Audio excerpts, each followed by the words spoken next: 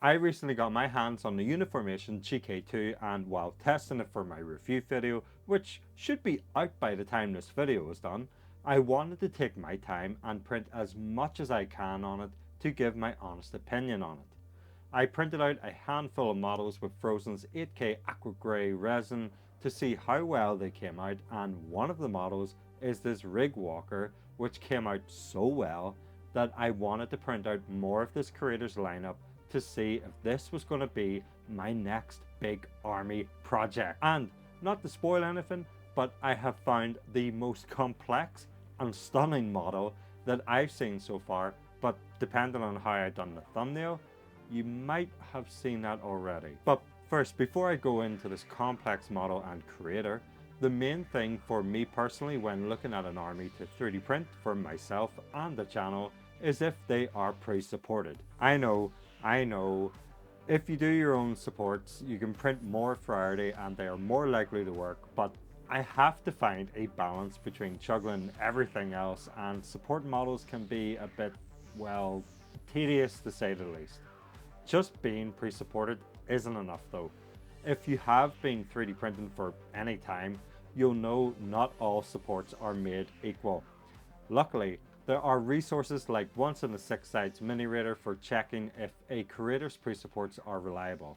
If you aren't already using it, I highly recommend you check it out. So I am willing to potentially sacrifice my machine and resin to the resin dark gods and test one of the most complex models I have came across to give you, brothers and sisters, the peace of mind that if you use this file, then it will or won't work. The rig walker came out great, although there are a few things I'm going to clarify later on, but that's a small model. This model, however, is anything but small. It's called Thulis. I don't know if the M's silent. I don't know how to say the name. The Supreme Commander of the Dredge by Miniac Miniatures. And I'll link his Patreon and my mini factory store down below in the description.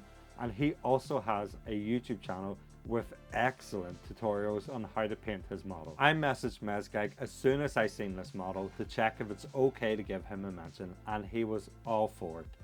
This model is huge with a lot of push fit parts. However, even with it being so big, I still had some room left on the plate, and I don't really like leaving space if I can help it, so I printed off a fetid Mindbringer and one of the modular Dredge Marines so I can have a better look and idea of if this is going to be possible to print off an entire army at a later date. My settings for the GK2 and Frozen's Aqua Grey 8K resin for this print is 1.4 seconds exposure at a 0.03mm layer height. I chose this layer height because the pixel resolution on the screen is 29 microns, so this is going to show possibly as close to perfect quality for the printer itself. The printer heater is set to 30 degrees Celsius because this is printed in my shed manufactorum, which I covered in a previous video. The pre-supports worked perfectly in all honesty, and while I was scraping the models off the plate, I can honestly say this is the most excited I've been for a print to work first go, because I have some really big plans for this year, and these working brings me one step closer to coming true. I washed them in my wash station, but after taking them out, I realized there was a lot of nurgly filth all over them. At the time, I wasn't sure what on earth this was because the rig walker had the same problem. But after speaking to a Patreon in the private Discord, which of course you can join by becoming a Patreon or YouTube member and getting access to possibly the best Discord in the universe, full of the most friendly and helpful people that I've met, I've come to realize that when I was moving everything into the shed, my wash station was left outside for some time. Now, while it was overcast as usual for the UK, UV rays still penetrate the clouds, and unfortunately, that means that all around the sides of the station, I have semi-cured resin spirit filth. I tried to clean the gunk off as much as I could, but I also had some problems getting the supports off the models themselves. Originally, I thought this was because the spirits in the station were very cold and it had caused the resin to harden in some way, but I need to make a shame-filled confession. On this channel, I try to make my experiences with printing as honest as possible to give you, the viewer, the most accurate picture of what it's like printing models like these. To calibrate the machines I receive, I print off an exposure finder to get into the ballpark and then fine tune it with the cones of calibration. After printing these minis, I have changed my process and I'll tell you why, but it's easier to show you how I got to where I am now. If you've used the cones of calibration before, you'll notice that mine failed, showing that the printer is underexposed. I'll admit that I've only realized this watching back the footage because at the time, my smooth brain seen this test as a success at the time.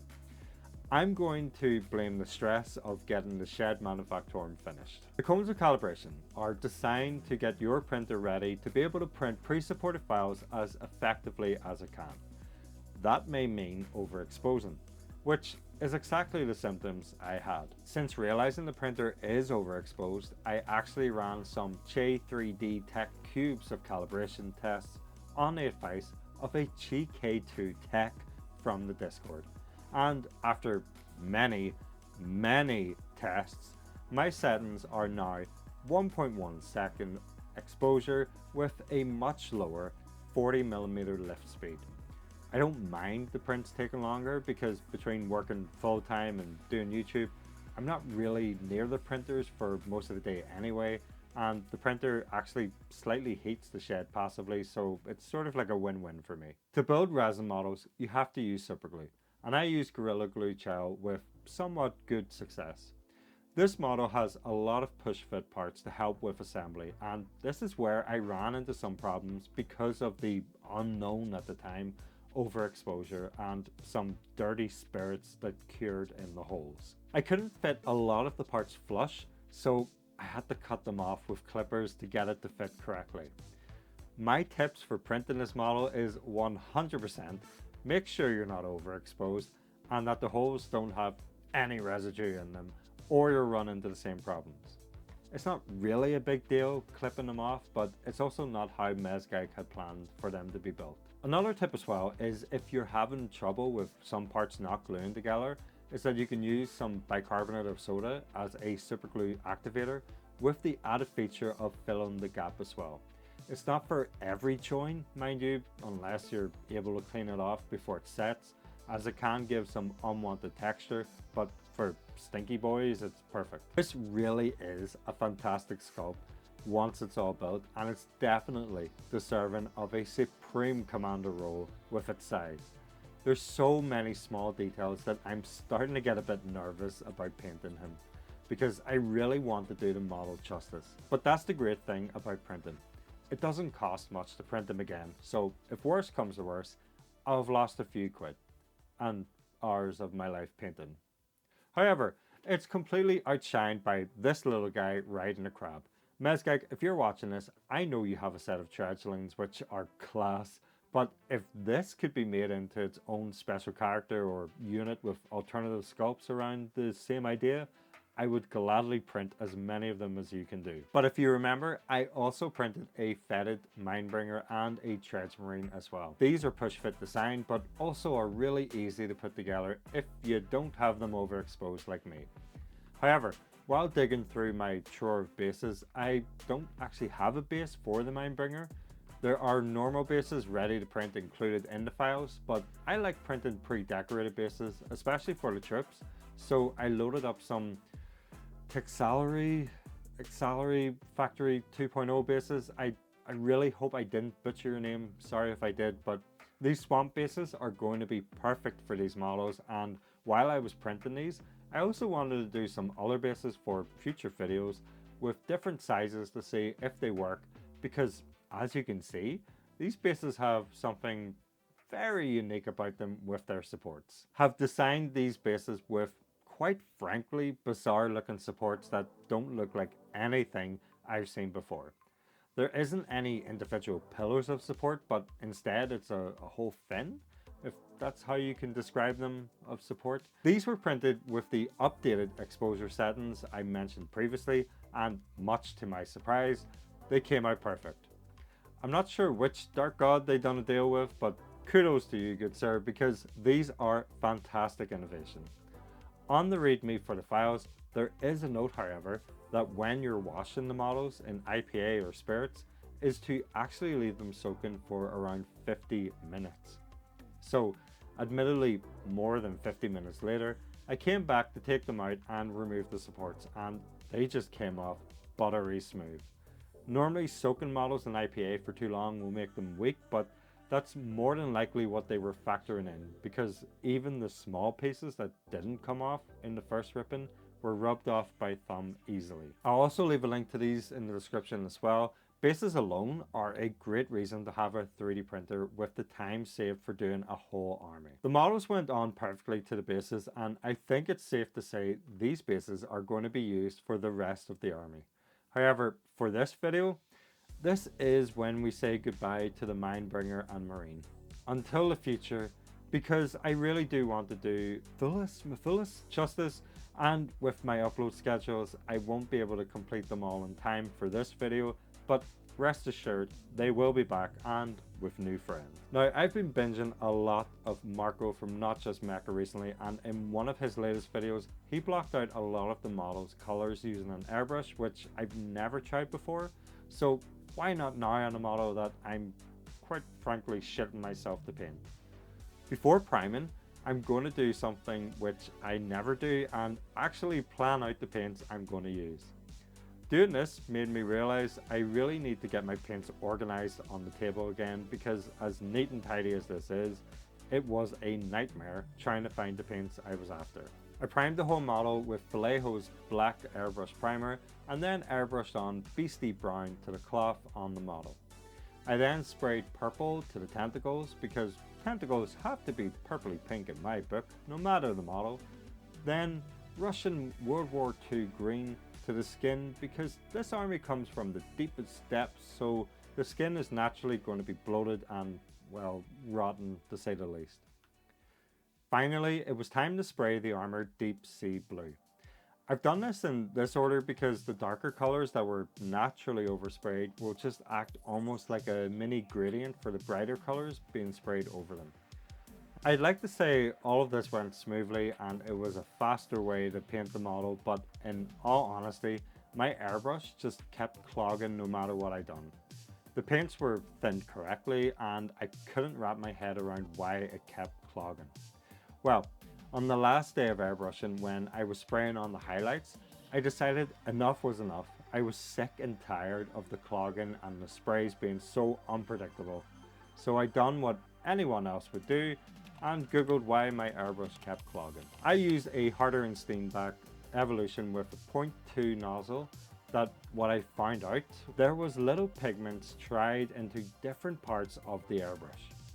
I found this amazing straight to the point video where the comments said this was hands down the best video on cleaning out the airbrush, which of course I'll link down below because it helped me a ton. Because I spray acrylic paints, the best thing to clean it with is isopropyl alcohol, which is also something that I happen to have because of 3D printing. So I tripped in alcohol and scrubbed with a cotton bud and repeated that over and over with every part I could until there was no more pigment coming out. One big tip I learned from the video is when cleaning the airbrush is to pull the nozzle out from the front, because pulling it from the back can actually cause buildup to happen just behind the cup, and that's exactly what was happening with me. This took me around 10 to 15 minutes to do, but now the airbrush is fully cleaned and working as new. So I loaded up some blue-green and started adding in some highlights to the armor. I then used some leather brown to add highlights to the cloth, and then some magenta to the tentacles in the places where the light will be hitting the model. I then highlighted the flesh parts with dead flesh, and then I painted the trim of the armor with copper, and then the metal parts of the chains and mines with steel. This is all to get it ready for the next step, and while the whole model looks quite bright, that will hopefully darken down with what we're about to do. I blocked in the green for the kelp and seaweed hanging from the different parts of the model, and there is a lot of kelp on this model. I tri-brushed on white onto the corals and then used an orange contrast paint onto similar coral clusters and also the crab claw end of the scythe. And speaking of crabs, I painted in the true commander of the dredges, Mighty Steed. I then painted red contrast paint onto the other coral clusters on top of the backpack to give a bit of variety. And then I used yellow contrast on the ones on the floor and painted in the eyes of both the crab and the scythe. I experimented a little bit and put some of the yellow contrast paint on the tips of the clawed scythe to see how it came out, and I'm not really sure of it myself. With all the paints fully tried and work done, it was time to sit down and apply the oil paints. I took whatever colours I had blocked in and mixed up as similar of a colour as I could with a smidgen of black and enough white spirits to turn it into a superwash to help create contrast quickly. Because I only get a maximum of 2 hours a day to paint, and that's on a good day mind you, I called it a day for then and let the oils dry overnight before the final highlight stage. I used the acrylics from earlier with the additions of lighter tones to help lighten up some of the details. I used the scratchy texture for the cloth pieces to add a bit more interest to the eye, and on the armor, I tried to just do as many dots as my wrist would let me and move in a gradient as much as I could. For the skin, I'm honestly not sure how I would tackle that, so I just done a hybrid of the last two steps to see if that would make it look more realistic. And I think it has. If anyone has any tips for skin like that, please let me know in the comments down below. The tentacles were painted with long, thin lines built up over themselves using mixtures of purple and magenta and then a sunny skin tone, but doing all of this honestly took me quite a while. I tried edge highlighting as much as I could, but I've never really liked doing it even though it makes them always look great. And after that was all done, I just lightly sprayed over a thinned down contrast paint or ink of each colour to blend it all together and add sort of like a filter over the top. And here is the end result of about 10 or 12 hours stretched over the last week of painting. I'm happy with it, and I suppose that's all that really matters, but I would like to know from you, do you prefer this kind of video? Do you want to see my processes? Let me know in the comments down below. I'm more used to doing a slap chop style with contrast paints over, but I want to try and get better at painting, so any tips is appreciated. I'll leave an affiliate link to the GK2 in the description below, which means I'll get some kickback at no extra cost to you if you do buy it through that link, and I'll also leave links to things that helped me during this video as well. I have learned some lessons from doing this model and things I would do differently. Mainly, I would have reprinted the model with the properly calibrated settings because there is a lot of support marks from it being overexposed. I also should have cleaned up the print more and spent more time on the prepping of the model, but now that it's calibrated, the cleanup will be less in the future. I also would maybe choose to stick with my usual way of painting. This took a lot longer than it normally would for me, and while I enjoy doing something different, it's also meant that this video took a long time to make. I will 100% be following up this video with more from the range, and hopefully it doesn't take as long, so after you've left your comments, you should watch this video next because getting this shed manufactorum was a whole tale in its own. I just want to give a huge thanks to all of my Patreons and YouTube members. Without your support, none of this is possible, and I'll see you all in the Discord.